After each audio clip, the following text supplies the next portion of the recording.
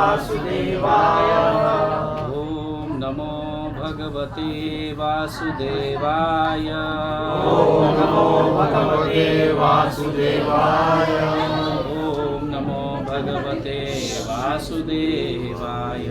ओम नमो भगवते वासुदेवाय। अभी सब लोग थोड़ा शांत बैठेंगे।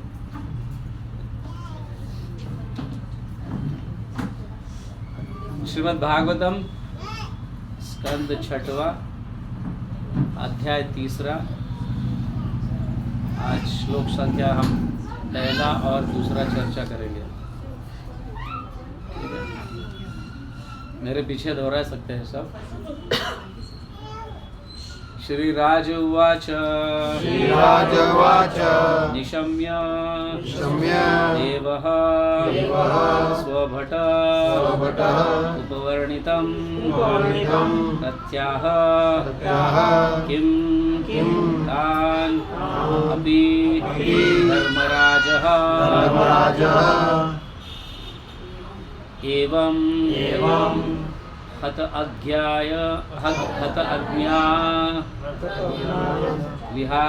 विहतान् मुरारे नैदेशिकै यस्य वशे जनः अयं। श्रीराज उवाच।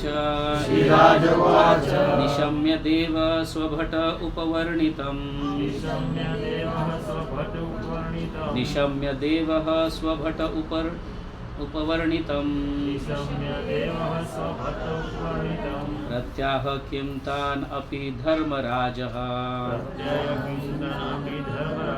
प्रत्याह किं तान् अपि धर्मराजः। एवं हताज्ञ विहतान् मुरारे। एवं हताज्ञ विहतान् मुरारे नैदेशिकै यस्य वशे जनः अयम्।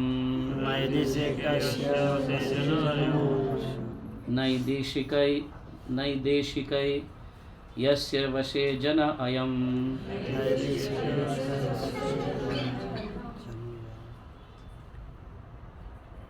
श्रीराज उवाच। राजा ने कहा। निशम्य सुनकर देवः यमराज स्वभट अपने सेवकों का उपवर्णितम कथन प्रत्याह उत्तर दिया किम क्या तान उनको अपि भी धर्मराजः यमराज जो मृत्यु के अधीक्ष तथा धार्मिक एवं बोलिए जो मृत्यु के अधीक्ष तथा धार्मिक एवं अधार्मिक कार्यों के निर्णायक है। एवं इस प्रकार हत अज्ञा जिनका आदेश व्यर्थ नहीं चुका था। विहतान जो पराजित किए गए थे। मुरारे नैदेशिकै मुरारी अर्थात भगवान श्री कृष्ण के दूतों द्वारा। यस्य जिसके वशे अधीन जन अयम संसार के सारे लोग। अनुवाद और तात्पर्य श्रील प्रभुपाद द्वारा। श्रील प्रभुपाद की जय।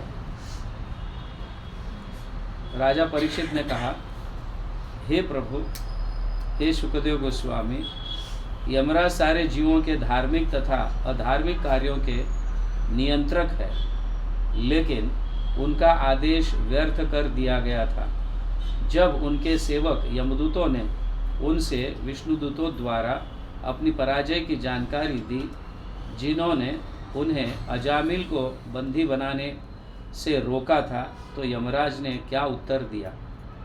तात्पर्य, श्रील विश्वनाथ चक्रवर्ती ठाकुर कहते हैं कि यद्यपि यमदूतों के कथन वैदिक सिद्धांतों के द्वारा पूर्णतया अनुमोदित थे, किंतु विष्णुदूतों के कथन विजयी रहे, इसकी पुष्टि स्वयं यमराज ने की। हरे कृष्णा। दूसरा भी श्लोक पढ़कर हम तात्पर्य, इसका तो तात्पर्य नहीं है, फिर भी हम चर्चा करेंगे। दूसरे श्लोक का अनुवाद ऐसा है, हे महर्षि, ये वापस दूसरा एक प्रश्न है, पहला प्रश्न पूछा, अभी दूसरा प्रश्न पूछ रहे हैं। हे महर्षि, इसके पूर्व यह कहीं भी सुनाई नहीं पड़ा कि यमराज के आदेश का उल्लंघन हुआ हो, इसलिए मैं सोचता हूँ कि लोगों को इस पर संदेह होगा, जिसका उन्मूलन अन्य कोई नहीं अपितु आप ही कर सकते हैं। क्योंकि ऐसी मेरी दृढ़ धारणा है, इसलिए कृपा करके इन घटनाओं के कारणों की व्याख्या करें।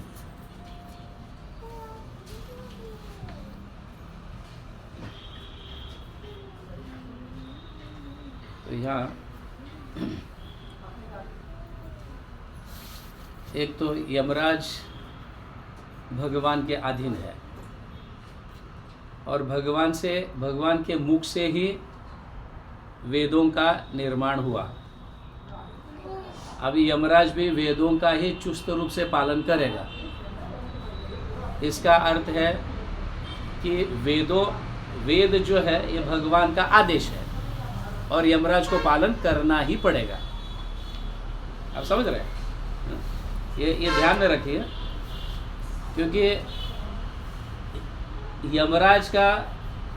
यमराज जो है वेदों के आदेशों का पालन करेगा और वेद किन से निकले हैं? भगवान से निकले हैं। और यमराज के आदेशों का पालन कौन कर रहा है?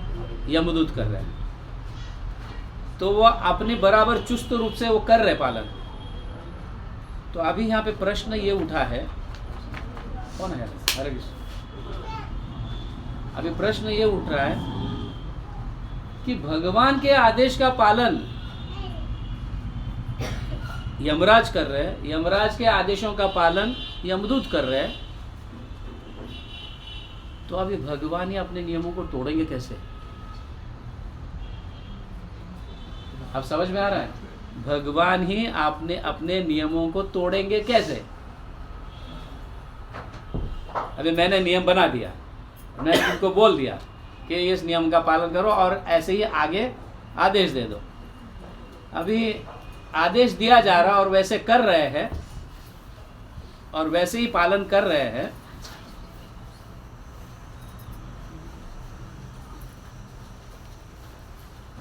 अब वैसे ही पालन कर रहे हैं और बीच में मैं जाकर बोलूंगा कि यह ऐसा नहीं है तो कैसा लगेगा? आदेश मैंने आपको बोला कि ऐसे ही अन्य भक्तों से ये कार्य कराओ और वो कर रहे हैं और बीच में मैं जाके बोलूंगा उसको रोक दो, तो कैसा लगेगा? तो सबसे पहला परीक्षित महाराज को यही, देखो बहुत शार्प लिसनर है परीक्षित महाराज। ऐसे नहीं कि हम यहाँ पे भागवतम क्लास में बैठे हैं और सुने हैं और प्रसाद लेके चले जाते हैं कोई प्रश्न नहीं करता कि ये क्यों है, ऐसा क्यों है। किसी के मन में प्रश्न आता नहीं है, पूछना पड़ता है, भाई अभी कुछ प्रश्न है क्या? पूछना पड़ता है कि नहीं? अभी कुछ प्रश्न है क्या तुम्हारा, कुछ डाउट है क्या? तो डाउट ही नहीं है, वक्ता तो डाउट क्रिएट करने जैसे बात करता है, ये देखने के लिए कि सामने वाला व्यक्ति कितना सुनता है। बट जब प्रश्न पूछा जाता है तो अभी कुछ डाउट है क्या, तो डाउट नहीं है, मतलब मैंने तो ऐसा ही बोला है ताकि डाउट क्रिएट हो, बट इनको डाउट नहीं है। इसका अर्थ क्या है? ध्यान से नहीं सुन रहे हैं, इस कान से उस कान, समझे ना? ऐसा ही। लेकिन यहाँ पे ये हमारे आचार्य भी बताते हैं कि परीक्षित महाराज इतने शार्प लिसनर थे कि तुरंत ही उनको डाउट हो गया। ऐसे कैसे? देखो लिंक कैसे लगा है परीक्षित महाराज, लिंक कैसे लगा। अभी उनको ये नहीं है कि विष्णुदूत आके अजामिल को बचाए।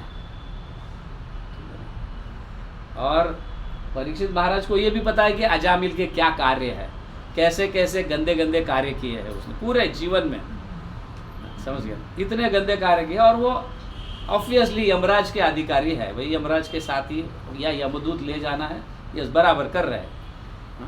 यमराज बराबर भगवान के आदेशों का पालन कर रहा है। अभी भगवान ही आके बीच में अगर ये करेंगे तो यहाँ पे डाउट उठा है कि भगवान ने दिए हुए आदेश है कि नहीं, भगवान ने दिए हुए आदेश है और यमराज उन आदेशों का अच्छी तरह से पालन कर रहा है। और यमराज भी यमदूतों को पालन करने के लिए बोल रहा है और यमदूत बिना लिए आ गए और भगवान ही बीच में रोक दिए ये आदेशों का पालन करने के लिए। तो ये प्रश्न तो जरूर उठेगा, क्योंकि अभी परीक्षित महाराज को नाम की महिमा पता नहीं है। तो ये प्रश्न जब पूछा गया तो विष्णु दूतों ने यमराज के या भगवान के आदेशों को ओवररूल्ड कैसे किया, समझ गए? अभी भगवान भी डायरेक्ट नहीं आए बोलने के लिए कि इसको रोक दो, अभी गले में फांसी नहीं डालना है, समझ गए? तो भगवान तो आए नहीं, भगवान के कोई विष्णु दूत आए या उनके पार्षद आए और उनको रोक दिया। और भगवान के आदेश है ये तो कि जो भी गलत कार्य करता है उसको दंड देना अनिवार्य है। अब यहाँ पे परीक्षित महाराज को ऐसा लगा कि ऑफ कोर्स मतलब धर्म मतलब वेदों ने बताया हुआ जो भी है वो धर्म है। वेदों का जो उल्लंघन करता है वो अधार्मिक है कि नहीं? और अधार्मिक व्यक्ति को दंड मिलना ही चाहिए। अभी ये तो अधार्मिक है, धर्म का पालन नहीं किया इसने, अजामिल ने, और उसको दंड मिलने जा रहा है यमदूतों के माध्यम से। यमराज के पास जाएगा, फिर नरक जाएगा, ये करेगा। फिर भी विष्णुदूत आकर उसे रोक दिए। मतलब धर्म से भी श्रेष्ठ और कुछ होना चाहिए, मतलब भगवान के आदेश से भी श्रेष्ठ और कुछ होना चाहिए, क्योंकि धर्म मतलब भगवान के मुख से निकला हुआ वेदास है कि नहीं? तो धर्म से भी श्रेष्ठ होना चाहिए। और भगवत गीता में भगवान बोल रहे सर्वधर्म परित्याग मामेकम शरणम व्रज, धर्मों को त्याग दो बोल के भी बोल रहे भगवान। तो इस विषय में अर्जुन को भी डाउट हुआ था कि धर्म की स्थापना करने के लिए पहले बोल रहे हो तुम आते हो, अभी धर्मों को त्यागने के लिए बोल रहे हो, तो धर्म से श्रेष्ठ कुछ और होना चाहिए, है कि नहीं? तो यहाँ परीक्षित महाराज को जो है हमारे आचार्य जी बताते हैं कि श्रोता को जब डाउट होता है, श्रोता जो सुनने वाला व्यक्ति है, जब डाउट होता है तो उसको अवश्य प्रश्न करना चाहिए, अवश्य प्रश्न करना चाहिए। प्रश्न करने के बाद वक्ता भी जो है उसको उस डाउट को क्लियर करने में आनंद का अनुभव करता है। तो सुखदेव गोस्वामी इस डाउट से इतने प्रसन्न हुए तो पूरा यमराज और यमदूतों का कथन बता दिया क्या हुआ। समझिए, सुखदेव गोस्वामी यमदूतों का और विष्णुदूतों का कथन तो बता ही दिया, समझ गया ना? उनका जो कन्वर्सेशन था वो तो बता ही दिया। अभी यमराज कैसे चुप बैठे, क्योंकि यमराज तो कभी धर्म का पालन नहीं करेंगे, ऐसा नहीं। जो भगवान ने दिए उस आदेशों का पालन करेंगे। तो यहाँ पे क्या है, तो श्रोता को ध्यान से सुनना चाहिए। अपने मन में जो डाउट क्लियर होता है उसको क्लियर करते रहना चाहिए। जो मन में डाउट क्लियर करता है भक्ति में वही आगे बढ़ता है। जो मन में डाउट नहीं क्लियर करता है वो भक्ति में आगे नहीं बढ़ता है। अभी कोई बच्चा स्कूल में जाता है, उसको मैथमेटिक्स के कुछ स्टेप्स पता नहीं चल रहा है, तो पूछेंगे तो ही पता चलेगा ना, नहीं तो टीचर लिखते जा रहा है इंटेलिजेंट स्टूडेंट्स समझ पा रहे हैं, लेकिन एक ऐसा भी कुछ ऐसे स्टूडेंट्स है जिनको कुछ समझ में नहीं आता है, उनको 2-2 बार 3-3 बार समझाना पड़ता है, तब जाके उसको समझ में आएगा। अगर वो बच्चा प्रश्न नहीं पूछेगा या बाद में भी प्रश्न नहीं पूछेगा तो उसका तो सॉल्व होना ऐसा ही रह गया, उसमें तो फेल हो जाएगा, है ना। इसीलिए आगे अगर बढ़ना है भक्ति में तो हर हमेशा क्या होना चाहिए, प्रश्न पूछते रहना चाहिए, प्रश्न पूछते रहना चाहिए, समझ गए ना। अगर हमें पता भी है तो अन्यों के लिए हमें प्रश्न पूछना चाहिए, अन्यों के लिए हमें प्रश्न पूछना चाहिए। उससे क्या होता है कि जिसको पता है उसको भी मेमोराइज अच्छी तरह से हो जाता है, कि डबल इम्प्रेशन हो जाता है उसके ऊपर, समझ गया ना। और ऐसा भी हो सकता है कि वक्ता और खुलासे से और भी कुछ डिफरेंट एंगल से बता सकता है कि नहीं। हाँ, ये बहुत ज़रूरी है। और उसके लिए हमारे आचार्य बताते, उसके लिए प्रणिपाते न परिप्रश्ने न सेवया उपदेक्षन्ति ज्ञानम ज्ञानिनास तत्व दर्शन। अभी प्रश्न पूछा तो है और क्लियर भी हो गया, अभी वो हमारे हृदय के अंदर बिठाने के लिए कि कभी ना भूले हम इसको, बिठाने के लिए आगे क्या क्या, परिपातेन परिप्रश्नेन सेवया। सेवा जैसे ही करते हैं हम तो वो स्टैम्प के जैसा बैठ जाता है। विश्वनाथ चक्रवर्ती ठाकुर और अन्य हमारे आचार्य या हमारे वैष्णवगण बताते हैं कि सेवा करने के बाद फुल स्टॉप आ जाता है, कि सेवा जैसे ही करते हैं हम तुरंत ही वो डाउट जो है ना क्लियर भी हो जाता है और एक ऐसा गाढ़ा इंप्रेशन बन जाता है कि वहाँ से निकलेगा नहीं। समझ में आ रहा है? हाँ, तो परीक्षित महाराज बहुत शार्प इंटेलिजेंट थे, मतलब शार्प श्रोता थे, नॉट इंटेलिजेंट, शार्प श्रोता थे, एकदम ध्यान से सुनते थे। कि अब जैसे उदाहरण के लिए अभी देखो, महाभारत भी लिखा गया, किसने कहा महाभारत और किसने लिखा? व्यासदेव ने कहा। और लिखा किसने? गणेश जी ने लिखा, ये सभी को पता है। अभी वहाँ पे क्या शर्तें थे दोनों का? दोनों का शर्तें क्या थे? रुकूंगा नहीं और मैं बोलूंगा। पहला देखो, श्रोता ने पहला शर्त रखा, वक्ता सामने से नहीं रखा शर्त, लेकिन श्रोता ने सामने से शर्त रखा। क्या रखा? कि मैं रुकूंगा नहीं। मैं रुकूंगा नहीं मतलब आपको बोलते समय भी रोकना नहीं है, बोलते ही जाना है, बोलते ही जाना है, बोलते ही जाना है। मैं लिखते ही जाऊंगा, मैं लिखते जाऊंगा, लिखते जाऊंगा। अभी इंटेलिजेंट व्यासदेव ने क्या कहा? इंटेलिजेंट व्यासदेव ने यह कहा कि मैं बोलूंगा, मैं ठीक है, तुम्हारी ये शर्त है, हाँ, मैं रुकूंगा नहीं, मैं बोलते जाऊंगा, क्योंकि और स्पीड राइटर, समझ गया, कंप्यूटर जैसा फट फट फट फट फट चालो, या चैट जीपीटी जैसा कुछ डालो तो फट फट फट फट आ जाता है, एकदम हम बोलने से पहले आ जाता है। है कि नहीं? तो गणेश जब ये श्री गणेश ने ये सब शर्त रखा तो व्यासदेव भी बड़े इंटेलिजेंट, समझ गए ना, क्योंकि ये नेचुरल है। बोलते समय जो है ना, अनुभव रियलाइजेशंस के माध्यम से बोलना होता है। तो अब इसको ये बोला है तो वापस ना रिपीट हो, इसलिए बीच में कुछ दूसरा सीन लाकर फिर उसको जुड़ाना वगैरह, उसको टाइम लगता है, समझ गए ना। ऐसा नहीं कि बोलते गए वेदास का श्लोकास पढ़ पढ़ पढ़ पढ़ पढ़ पढ़ पढ़ पढ़ बोलते गए, 4 वेदास, ये श्लोकास नहीं है। ये मतलब भागवतम चल रहा है, उस समय सामने वाले व्यक्तियों को ध्यान में रखकर सिचुएशंस बोलने होते हैं, समझ गए, सिचुएशंस बोलने।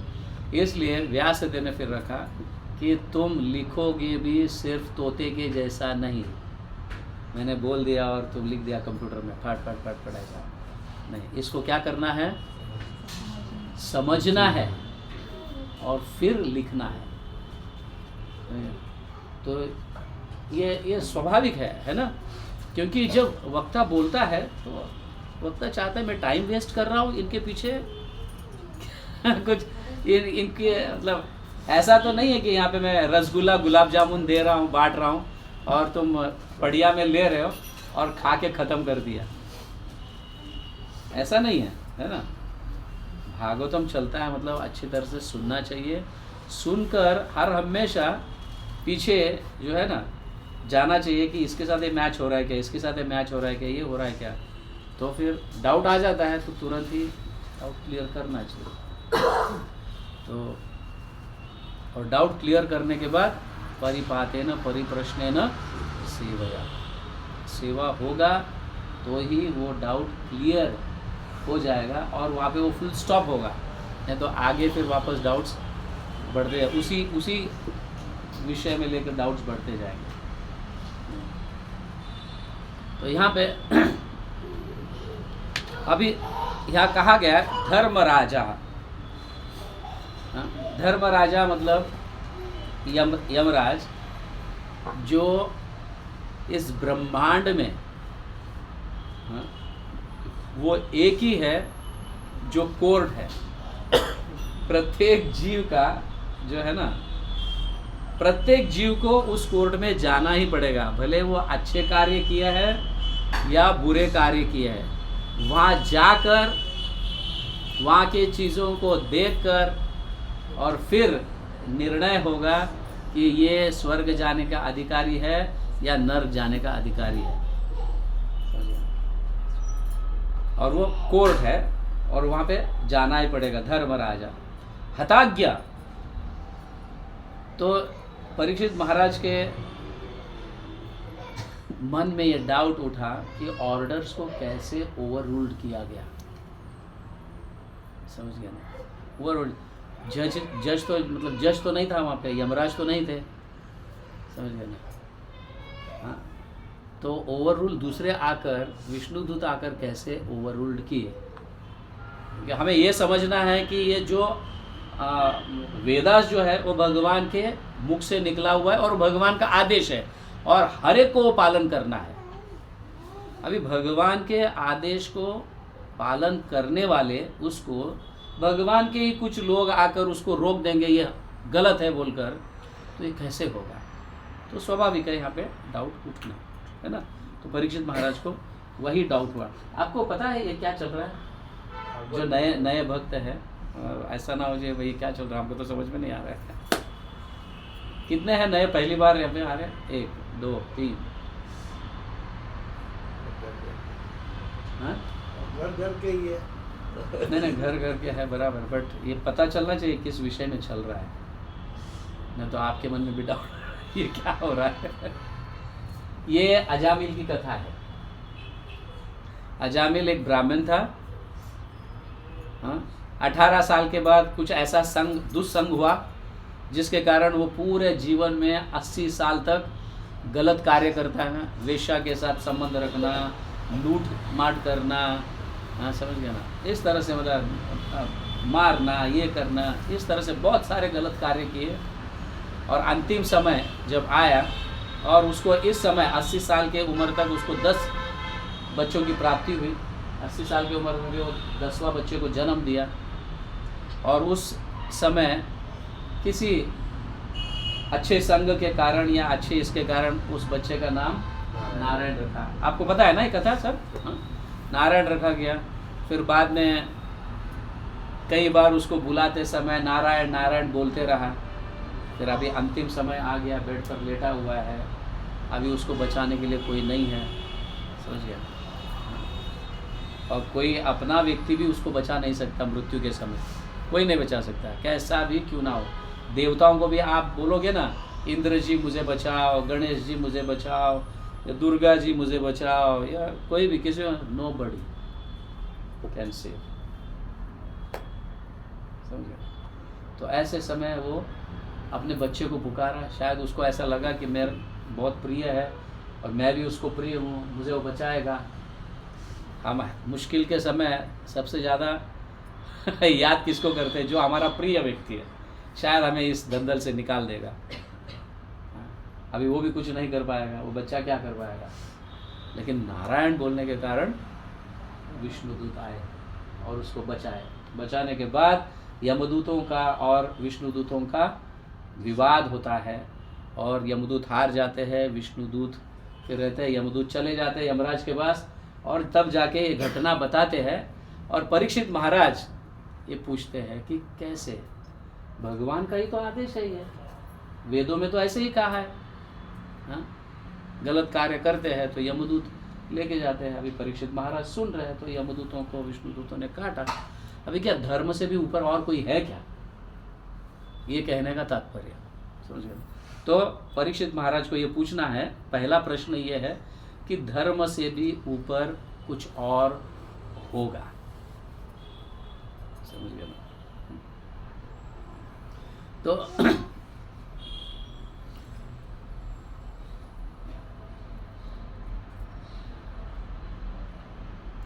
तो यहाँ पे बताया गया है कि धर्म सर्वोपरि नहीं है, कुछ और भी है जो सर्वोपरि है।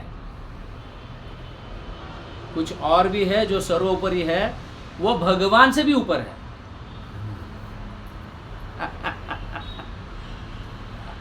ये बहुत इंपॉर्टेंट है समझना। अभी तो कुछ नए नए लोगों को तो जब ये लगा भगवान से ऊपर और कौन हो सकता है, हमें पता है भगवान से ऊपर और कौन हो सकता है, भगवान के आदेश पालन हो रहा है। हाँ? तो यहाँ परीक्षित महाराज कह रहे कि धर्म सर्वोपरि नहीं है, इसका अर्थ धर्म से ऊपर और कोई है। हाँ? तो भगवान धर्म से ऊपर, और भगवान ने दिए हुए वचन उसको तोड़ना मतलब धर्म के भगवान के आदेशों का उल्लंघन करना। तो मतलब इन आदेशों से या भगवान से भी ऊपर कोई है, ये हमें जानना बहुत जरूरी है। भगवान से भी ऊपर है।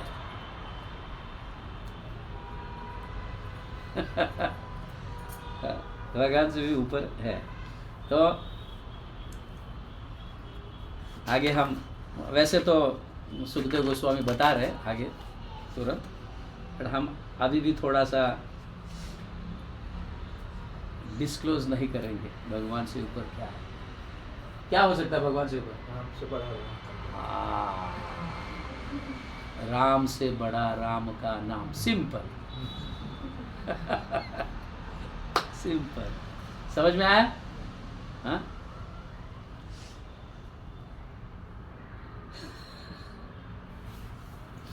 अभी हमारे आचार्य बताते हैं यहाँ पे, यस्य वशे जन अयम। हाँ? इसका translation all livings are under Yamraj control, ठीक है ना। अब यहाँ पे कहा गया है कि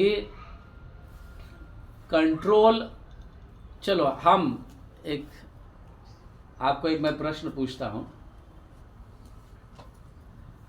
आप कंट्रोल किसको करना चाहते हो माता जी? आप कंट्रोल किसको करने की इच्छा होती है?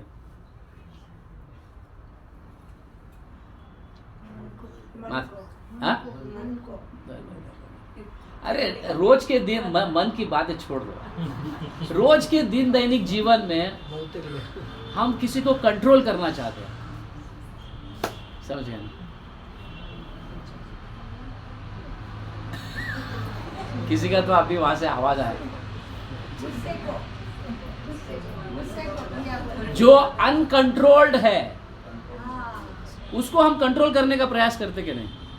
अनकंट्रोल, मनमानी करता है।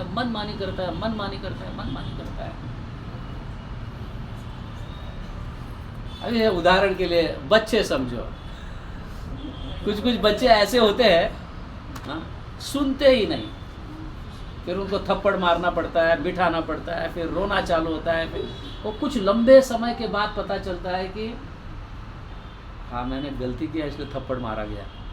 तुरंत पता नहीं चलता है थप्पड़ मारा हुआ, उसको लगता है मैं तो सही हूँ, मेरे को मेरी मम्मी ने थप्पड़ मारा, मेरे पिताजी ने थप्पड़ मारा। कुछ थोड़ा सा बुद्धि आ जाने के बाद, थप्पड़ मारने से बुद्धि आ जाती है। हाँ नहीं सही बात है ये। बुद्धि आ जाती है मतलब कुछ नया बुद्धि नहीं आता है। बुद्धि होती है सभी को, लेकिन वो ढका हुआ रहता है, समझ गए ना, ढका हुआ रहता है। जैसे सूरज आने से बादल ये खत्म हो जाते हैं, वैसे एक थप्पड़ लगाने से बुद्धि के ऊपर से बादल निकल जाते हैं। समझ में आता है बाद में थप्पड़ किस लिए मिला मेरे को, मैंने कुछ गलत किया इसलिए थप्पड़ मिला।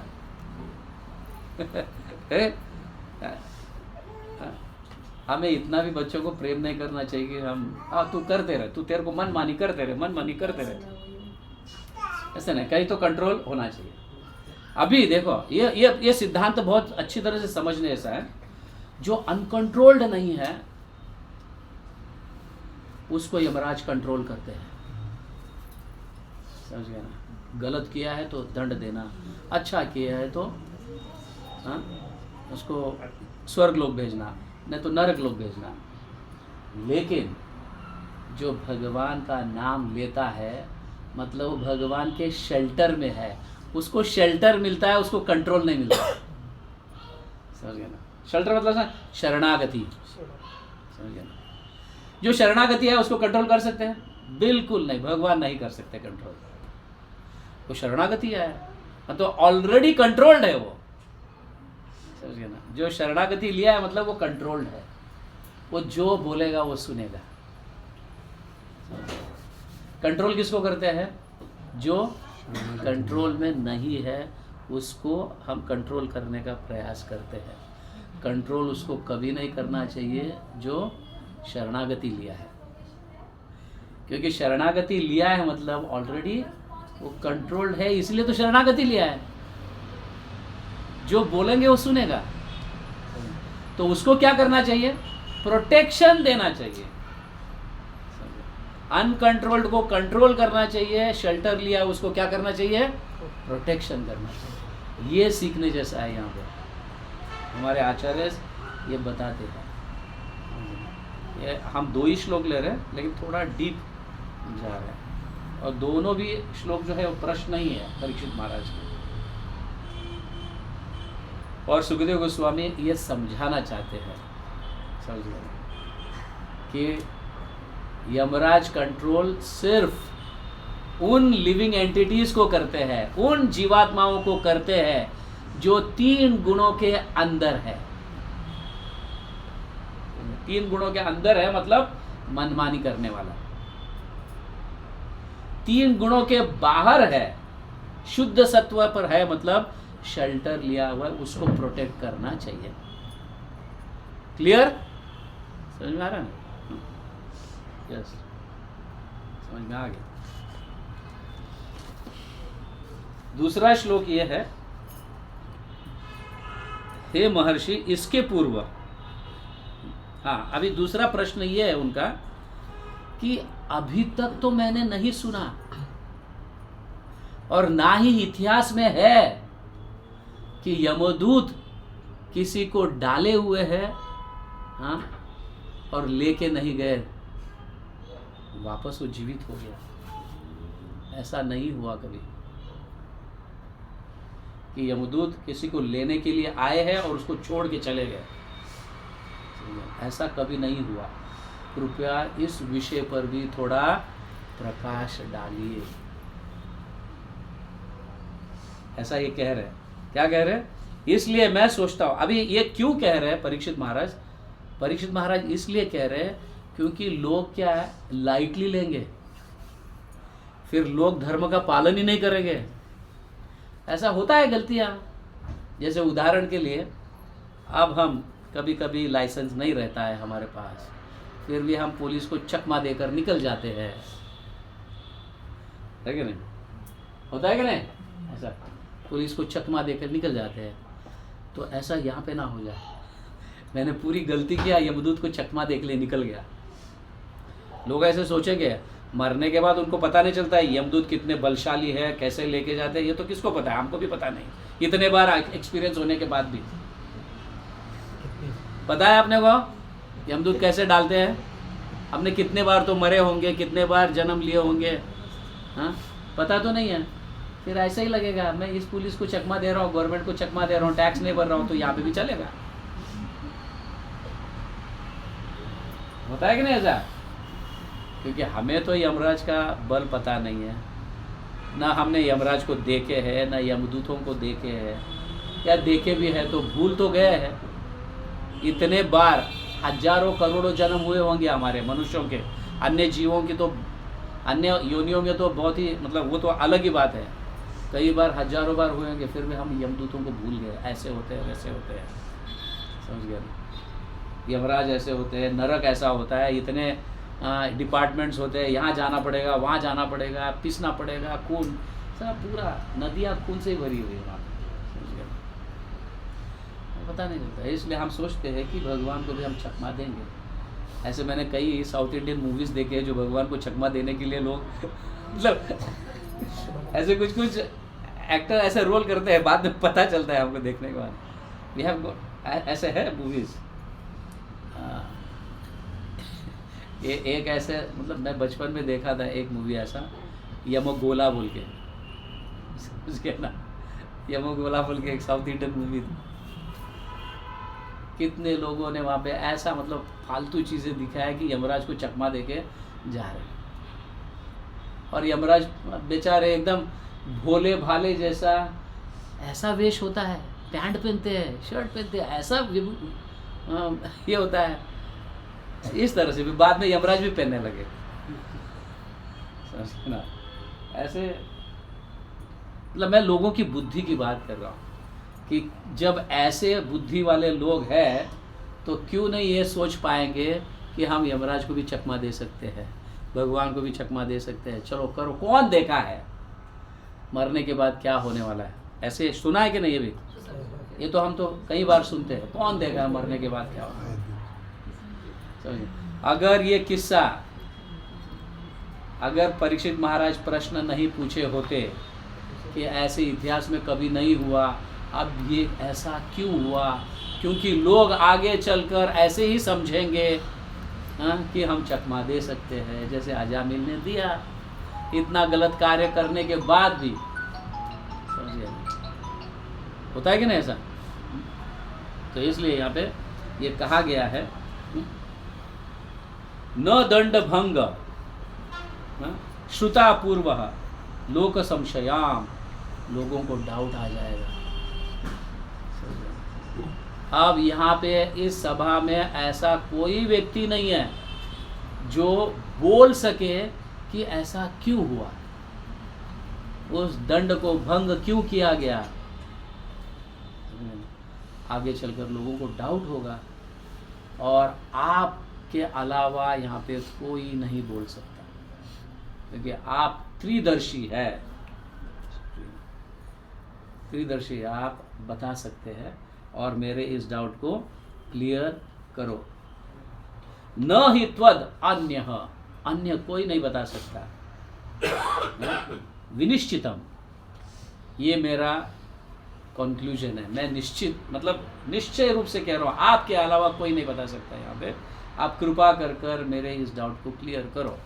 2 प्रश्न पूछे हैं, क्या कहा है?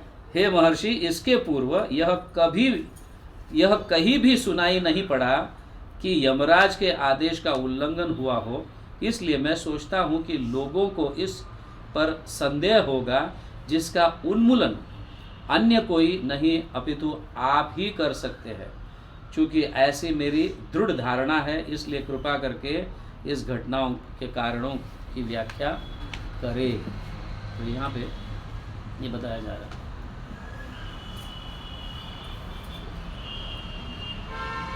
कि इनको मतलब परीक्षित महाराज को सुखदेव गोस्वामी पर, अपने गुरु पर इतना विश्वास है कि मेरे प्रश्न का सही सही उत्तर देंगे। ऐसे नहीं कि किसी तरह से इसको समाधान करना है। कभी कभी हम कोई प्रश्न पूछता है तो हम उसके समाधान के लिए, अभी शास्त्र तो मैं जानता हूँ, थोड़ी ये जानते हैं शास्त्र, मैं कुछ भी बोलूँ और समाधान कर दो, ऐसा ही होगा, है कि नहीं? कभी कभी समाधान के लिए नहीं होता है। तो यहाँ पे वो कह रहे हैं कि मेरे गुरु झूठी बात नहीं करेंगे, इतना विश्वास है, समझ गए? झूठी बात नहीं, मेरे को सही सही सलाह देंगे। तो शिष्य को और गुरु को इतना विश्वास दोनों के बीच में होना चाहिए कि मुझे जो भी सलाह दिया जाएगा वो मेरे लिए परिपूर्ण है, मैं उसका आदेश का पालन करूंगा तो मेरे जीवन को सार्थक होगा, समझ गया ना? इसलिए यहाँ पे वो कह रहे हैं कि विनिश्चितम, विशेष रूप से मुझे पता है, निश्चित कि आप मेरे को सही सही सलाह, सही सही उदाहरण, सही सही योग्य मार्गदर्शन दोगे। जैसे उदाहरण के लिए प्रभुपाद ने फिर मेरे लिए आज्ञा क्या है पूछा, तो प्रभुपाद को 2 आज्ञा मिली थी, एक ही बार मिले प्रभुपाद, ज़्यादा नहीं, मतलब 2-3 बार, इससे ज़्यादा प्रभुपाद ने मिले, है ना? और उनको उतने में ही प्रभुपाद की सिंसियरिटी को भक्ति सिद्धांत महाराज ने देखा और उनको तुरंत आदेश दे दिया, क्योंकि उन्होंने देखा कि he is a busy man, वापस मिलेंगे क्या नहीं, समझिए? He is a busy person, क्योंकि फार्मास्यूटिकल लेके बैठे थे बड़े, और उस समय नाम भी बहुत था, समझिए? तो मिलेंगे क्या पता नहीं, इसलिए जैसे ही उनके सिंसियरिटी को देखा तुरंत ही प्रभुपाद को आदेश दिया, जैसे ही तुम्हें पैसा मिलेगा, हाँ, ग्रंथों को लिखो और उसका वितरण करो, और तुम अंग्रेजी अच्छी तरह से जानते हो, क्यों नहीं पाश्चात्य देश में प्रचार करते हो। ये 2 आदेश मिला और उनके गुरु पर उनका इतना विश्वास था कि ये 2 आदेश से मेरा जीवन सार्थक होगा, और उन्होंने पालन भी किया, उनके जीवन को सार्थक भी हुआ। इतने सारे लोगों के जीवन को सार्थक बनाया प्रभुपाद ने, हजारों लोगों के जीवन को सार्थक बनाया, सिर्फ अपना ही नहीं, कितने लोग, और सिर्फ इस 2 सेवाओं से, इस 2 सेवाओं के माध्यम से इतने लोगों के जीवन को सार्थक किया उन्होंने। हम सार्थक हुए हैं, हमारा सार्थक हो रहा है, हाँ, बहुत धीरे धीरे, पता नहीं कौन से जीवन में, कौन से जन्म में कौन सा जन्म सार्थक होगा। ये जन्म तो सार्थक तो हम शायद ही भूल जाते हैं, हाँ? ट्रैक पर तो चल रहा है, राह पर है, ट्रैक पर तो है, राह पर है। इसलिए शायद गुरु भी उनको डायरेक्ट आदेश देते नहीं है, राह पर है, इतना सीरियस नहीं है। सीरियस होता तो हर हमेशा रहता, प्रश्न पूछता, कैसे मैं आगे बढ़ूँ क्या नहीं, सीरियस नहीं है, इसलिए अगले जन्म में मैं दे दूंगा उनको आदेश, जो होगा। गुरु तत्व एक ही है, समझ गए? ऐसे नहीं कि अगले जन्म में मुझे मेरे इस जन्म के गुरु आगे मिलेंगे क्या, गुरु तत्व एक ही है, और यही गुरु के उपदेश अगले जन्म में कोई और दे सकता है, क्योंकि कंटिन्यू करना है उसी रास्ते पर, भक्ति का कंटिन्यू करना है। बट प्रभुपाद ने कहा, why you want me to call again, मुझे वापस तुम क्यों बुलाना चाहते हो, इसी जन्म में सार्थक कर लो ना, क्या दिक्कत है? इतने जन्म अपने लिए दिया है ना, एक जन्म भगवान के लिए दे दो, एक जन्म भगवान के लिए दे दो। इतने जन्म तो अपने आप को दिया है ना, आपने ये किया वो किया वह किया, इसलिए तो जन्म लिया है। अगर नहीं दिया होता तो यहाँ होता ही नहीं। पिछले जन्म भगवान को अगर दिया होता तो इस जन्म में यहाँ होता ही नहीं, है कि नहीं? तो एक जन्म, प्रभुपाद कहते थे एक जन्म दे दो, और कई शिष्यों ने जन्म दे दिया अपने, अपने जीवन को सार्थक कर रहे हैं। तो लोक संशयम, समझ गया ना?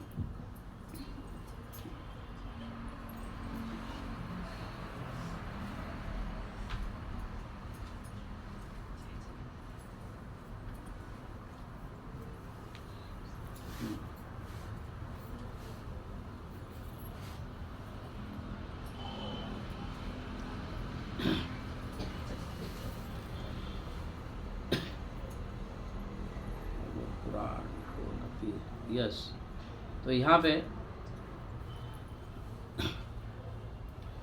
क्योंकि अभी विश्वास ये भी है परीक्षित महाराज को सुखदेव गोस्वामी पर, क्योंकि वो फ्री फ्रॉम डुप्लिसिटी है। उनको संतुष्ट करने के लिए सलाह देने से क्या लाभ? कभी कभी हम किसी को संतुष्ट कर दे, यार ये बहुत डोनेशन देता है, थोड़ा उसको संतुष्ट कर दे। कभी कभी होता है बहुत डोनेशन, उसको संतुष्ट, बट शार्प वर्ड से हम नहीं बोलते कि ये गलत है, ठीक है चलेगा, कर लो।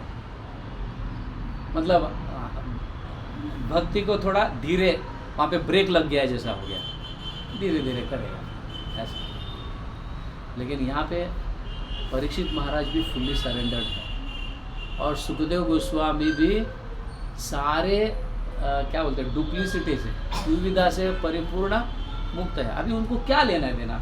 मैं आया ही उसका उद्धार करने के लिए, समझ गए ना, मैं आया ही उसका उद्धार करने के लिए। और परीक्षित महाराज भी जान गए मेरे उद्धार के लिए ही सुखदेव गोस्वामी आए हुए हैं, तो अब मैं इसी जन्म में सारे प्रश्न पूछूं, मेरे लिए क्या है ये बोल दो, समझो। तो ये भी देखा उन्होंने कि परीक्षित महाराज मतलब डुप्लिसिटी नहीं है, वो परमार्थ के लिए आए हुए हैं, और इनसे प्रश्न पूछेंगे तो क्या है कि क्या बोलते हैं, समाधान के लिए नहीं होगा, मेरे जीवन भले वो शार्प वर्ड्स क्यों ना हो, मेरे लिए होगा, और मैं उसका पालन करूंगा, क्योंकि मेरे पास तो अभी 7 दिन बचे हैं, मैं लेकर भी क्या करूँगा, तो ऑलरेडी 7 दिन है मेरे पास। इसलिए वो पूर्ण 7 दिन तक कंटिन्यूस भागवत कथा सुने सुखदेव गोस्वामी से, समझिएगा। तो आगे जो है यहाँ पे आचार्य बताते हैं धर्म को जो है भगवान ट्रांसेंड कर सकते हैं। धर्म को उल्लंघन, मतलब धर्म अगर कोई पालन कर रहा है तो उसके ऊपर है भगवान, और भगवान के ऊपर है नाम, और वो नाम भले शुद्ध भी नहीं है, भगवान की कृपा देखो कैसी है, अगर नाम शुद्ध भी नहीं है, नामाभास के स्तर पर है, जैसा अजामिल नामाभास ले रहा था, भगवान को उद्देश्य से नारायण बोल के नहीं पुकारा, किसको पुकारा?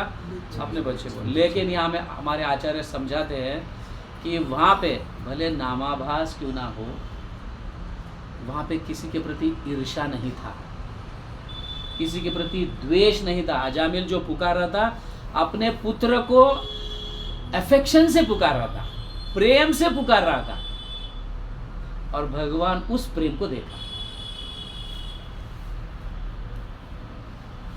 तो यहाँ पे कहने का तात्पर्य ये है कि भगवान का नाम जो है, आप जिसको भी पुकार कर ले लो, प्रेम से ले लो। हम नाम तो जप करते हैं, लेकिन मन में द्वेष भावना रखते हैं। नाम तो जप करते हैं, किसी के प्रति ईर्ष्या रहती है। नाम तो जप करते हैं कुछ पोजीशन के लिए, कुछ इसके लिए, कुछ उसके लिए, अपने फेम के लिए वगैरह सब करते हैं। बट यहाँ अजामिल का हमारे आचार्य बताते हैं, अजामिल ने जो अपने पुत्र का नाम लिया, समझे, लेकिन अफेक्शन से, इसलिए कि मेरा पुत्र ही मुझे बचाएगा, एटलीस्ट तू तो बचा मुझे, समझ ले। तो यहाँ आचार्य बताते हैं कि नाम लेना है तो प्रेम से ले लो, भले वो नामाभास क्यों ना हो। मतलब किसी को हम नाम से पुकार भी रहे हैं, तो उसे प्रेम से पुकार। ये तत्व समझ में आ रहा है? हाँ, तत्व समझ में आ रहा है?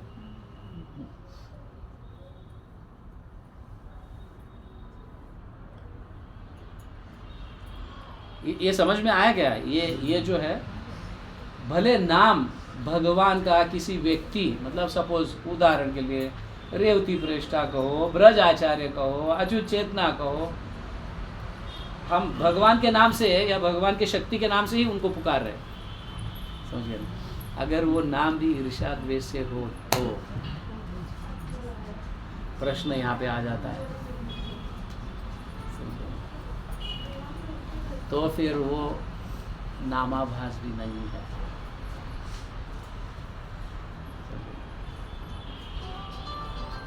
मैंने यहाँ पे थोड़ा डाउट क्लियर करने के लिए डाला हुआ है, अब देख लेते किनका ब्रेन चलता है। लेकिन यहाँ पे आदेश तो है कि नामाभास से भी भगवान प्रोटेक्ट करते हैं, क्योंकि नामाभास के माध्यम से भी वो व्यक्ति शरण में आया हुआ है। कैसा पता चलेगा नामाभास के माध्यम से शरण में आया है?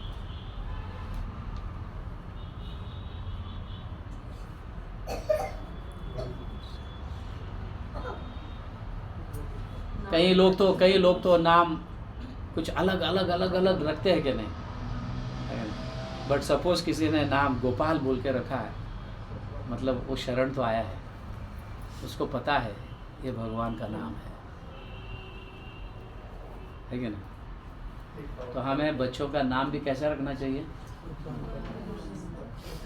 ऐसा भी करेंगे ना तो भी भगवान उसको प्रोटेक्ट करते हैं, क्योंकि मेरा नाम है।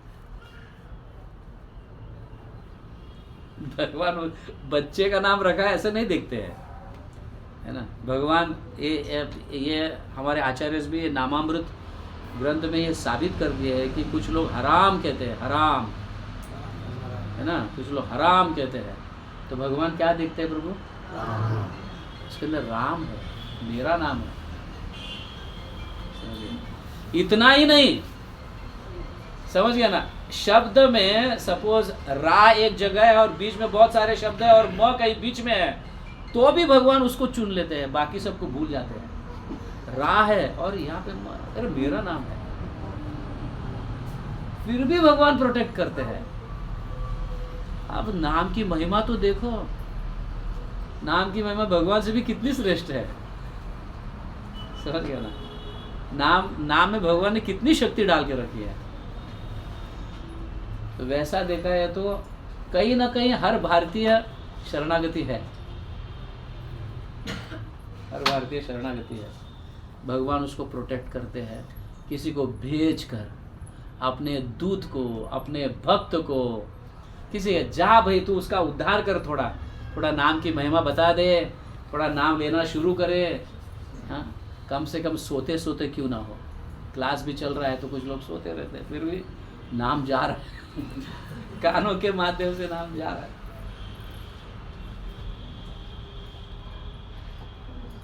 हाँ, इसीलिए कहा गया है कि प्रायेण अल्प आयुष्य सभ्य कलो अस्मिन युगे च मंद सुमंद मतयो मंद भाग्य। ऐसे अभाग्यशाली को भी जो है भागवतम नाम देता है, और पूरे भागवतम में भी नाम की महिमा ही है। भगवान की लीला है रस का उत्पादन होने के लिए, लेकिन नाम की महिमा कहीं जगह,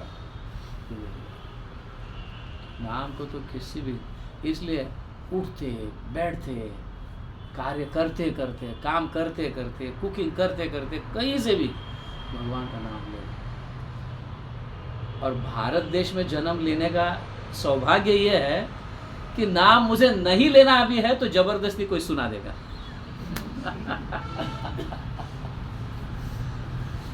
कोई ऐसा मतलब उद्दंड होगा, मेरे को नाम, मैं नाम पर विश्वास नहीं करता, मैं ये नहीं, अरे कौन ये, फिर भी सुनना पड़ेगा नाम।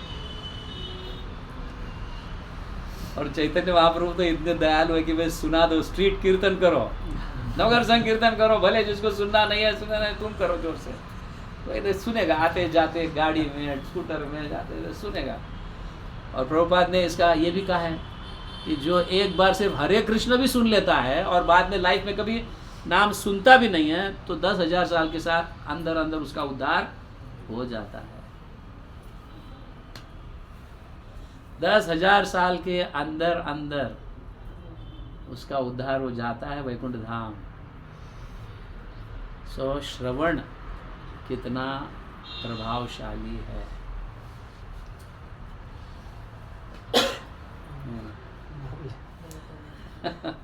ये नाम की महिमा है भाई। अभी बताओ, किसको वैकुंठ धाम जाना है, किसको स्वर्ग जाना है, किसको नरक जाना है? नामाभास से भी अगर वैकुंठ धाम मिलता है, भले धीरे धीरे प्रोसेस। अभी नामाभास किया इसलिए बाद में धीरे धीरे हरिद्वार गया, शुद्ध नाम, उनको सत्संग मिला ना, नामाभास से सत्संग मिला, विष्णु दूतों का संग मिला और उन्होंने आदेश दिया, अभी जा हरिद्वार में जाकर शुद्ध नाम जप कर, फिर हम आ जाएंगे तुमको लेने के लिए। बट नामाभास से प्रोटेक्शन तो किया भगवान, क्योंकि शेल्टर लिया इसलिए प्रोटेक्शन भी हुआ। तो इसी तरह से हर एक भक्त को भगवान प्रोटेक्ट करते हैं। थोड़ा तकलीफ आ जाता है, यमदूत आ जाते हैं, जाल डाल देते हैं लेकिन कोई ना कोई बचाने के लिए तो आएगा। इसका अर्थ ये नहीं कि यमदूत नहीं आएंगे, यमदूत आएंगे।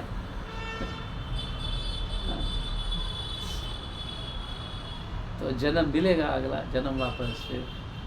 बट प्रत्येक जो 3 गुणों के अधीन में है, यमराज के कोर्ट में सभी को खड़ा तो होना पड़ेगा, समझ लो, खड़ा हो। तो 3 गुणों के ऊपर उठने का प्रयास जरूर हमें करना चाहिए, और वो शक्ति भगवान का नाम हमें देता है। तो नाम प्रेम से ले लो, 3 गुणों से अतीत हो जाएंगे, फिर इसी जन्म में उद्धार। जगत गुरु श्रील प्रभुपाद की जय, श्रीमद् भागवतम की गौर प्रेमानंदे हरि। अब कोई प्रश्न है क्या? लेकिन एक चीज क्या हाँ, आपने वो नहीं बोला था कि एक बार एक्स्ट्रा रिमाइंडर के लिए करते हैं कि डाउट पूछना जबकि आता है तो प्रश्न पूछना है, आते ही नहीं है, फिर फिर पूछना पूछते हैं। चाहिए। वो भी प्रश्न आते नहीं ही है, प्रश्न नहीं है, फिर पूछते हैं, हमें पता है, ताकि तो वो वो- एक्स्ट्रा अलग एंगल से भी समझाएंगे तो हमको अलग- हाँ, दूसरों के लिए भी हाँ, तो तुम्हें पता है। तो मैंने एक बार पता है, एक बार सर ने एक चीज टॉपिक में नहीं सिखाई थी, मेरे को याद थी, तो मैंने उनको वैसे डाउट पूछ रहा था क्योंकि मेरे को पता था कि क्लास में कोई नहीं पूछता। Good, very nice. वो तुम्हें भी सिखा रहा है। मेरा क्वेश्चन है, जैसे कि मतलब नामापराध जो होता है, दैट इज गुड, और नाम नहीं, नामापराध इज नॉट गुड, नामाभास। क्वेश्चन ये है, कोई नाम जप करता है, लेकिन मैं नाम जप करता हूँ, नाम अपराध स्टेज पे, हाँ, दैट इज बेटर, और नाम जप ना करना बेटर। अच्छा, नाम जब ना करना बेटर और नामापराध बेटर। ना करने से ना करने से तो अच्छा है ना। एक्चुअली हर एक व्यक्ति को ये स्टेज, तीनों स्टेज हमारे आचार्य, तीनों स्टेज आना ही चाहिए, नामापराध, नामाभास और शुद्ध नाम। ठीक है, नामापराध ही आपको नामाभास तक लेके जाएगा और नामाभास ही शुद्ध नाम तक लेके जाएगा। तो नाम तो किसी भी हालत में करना ही है। बट इसका मतलब ये नहीं कि मैं नामापराध ही करते रहूँगा, नाम जप नहीं करने से नामापराध ही अच्छा है। नहीं, नामापराध के साथ साथ आपको भक्तों का संग करने से फिर हम कहाँ पे आएंगे? नामाभास पे आएंगे। नामाभास से फिर और भक्तों का संग बहुत इम्पोर्टेंट है कलयुग में, तभी जाके ऊपर जाएंगे।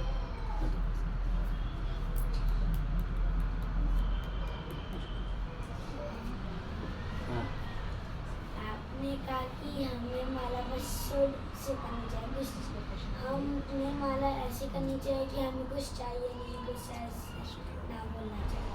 तो if आप सोचो कि माला ये सब कुछ करके मेरे को वैकुंठ मिलेगा, तो वैसे कि आप वैकुंठ के सोचो कि मेरे को वैकुंठ जाना है, इसका ये कहना है कि नाम आप कुछ डिमांड के साथ नहीं करनी चाहिए नाम का। हाँ, तो कह रहा है कि लेकिन नाम जब इसलिए भी तो कर रहे हैं कि हमें वैकुंठ चाहिए, तो वो भी प्रकार की डिमांड है।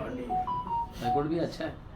तो वो डिमांड यहाँ पे मटेरियल चीज की नहीं, डिमांड वैकुंठ की कर सकते हैं, मटेरियल चीज नहीं है। मटेरियल चीज की। मुझे मोबाइल देखना है, देखने पैसा में चाहिए, स्वीट खाना है, वो सब नहीं चाहिए। डिमांड वैकुंठ का कर सकते हो। स्पिरिचुअल चीज स्पिरिचुअल चीज सब डिमांड कर सकते हो तुम, तुम्हारे लिए सब छूट है। एनी स्पिरिचुअल, भगवान को लगाया हुआ सारे गुलाब जामुन भी तुम खा सकते हो। भूख लगा था।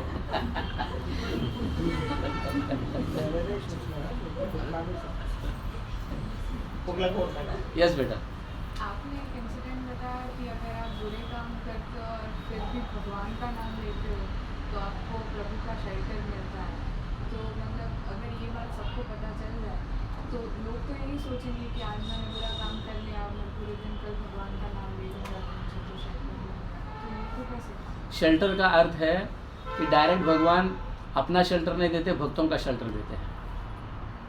ठीक है, भक्तों के अंडर में शेल्टर देते हैं और भक्त फिर तुमको समझा देते हैं कि भाई नाम के बल पर पाप करना और भी ज़्यादा पाप है, बड़ा। पर तुम भले हजारों करोड़ों जन्म हमारे हुए होंगे और सारे जन्म पाप ही पाप किए हैं, भगवान का नाम लेने से सारे पाप धुल जाते हैं, सारे पाप धुल जाते हैं। और बाद में भगवान का नाम लेते लेते हम आगे बढ़ते हैं तो पाप धीरे धीरे रुकते भी है। अब कुछ गलत कार्य भी होते हैं ना, हम करते हैं। अभी अभी शुरुआत में हमने ज्वाइन किया, इस्कॉन से जुड़े हैं, हम नाम जप करने के लिए बोला है तो हम कर रहे हैं, नाम ले रहे हैं। भाई ऐसा तुम्हारे असम के जन्मों का पाप नष्ट हो जाएगा, नाम ले रहा हूँ। फिर भी ऑफिस के बल से कहो, किसी के क्या बोलते हैं उसको, प्रेशर से कहो, कभी कभी पाप करते हैं, समझ गए। उससे कोई डरने की ज़रूरत नहीं, बट उसको हैबिट मत बनाओ। उसको क्या करना चाहिए, उससे मतलब मेरे से ये गलती हुआ है इसलिए भगवान से प्रार्थना करो कि ऐसा पाप वापस ना हो, समझ गया ना। तो भगवान का नाम लेते रहने का धीरे धीरे, बट वो हैबिट नहीं बनाना चाहिए। हैबिट कैसा, मैं पाप करूँगा, अभी भगवान का नाम लूँगा और वापस कल। ये क्रिश्चियन में ऐसा होता है, पूरे हफ्ते भर खाएंगे और जाके कन्फेस करेंगे फादर के सामने एवरी संडे। इस तरह की मूवी भी है। समझ गए, उसमें भी ऐसा नहीं चलता। क्या था कि वो आपके असंख्य जन्मों के पापों को भगवान, कैसा भी पाप क्यों नहीं हो, ब्रह्म हत्या भी क्यों ना हो, उसको भी नष्ट करते हैं भगवान। भगवान का नाम नष्ट कर देता है। पर इसका अर्थ ये नहीं कि समझने के बाद कि भगवान का नाम पापों को नष्ट करता है तो हम पाप करते रहे और भगवान का नाम लेते रहे, तो भक्तों की कैटेगरी में नहीं आता है वो व्यक्ति।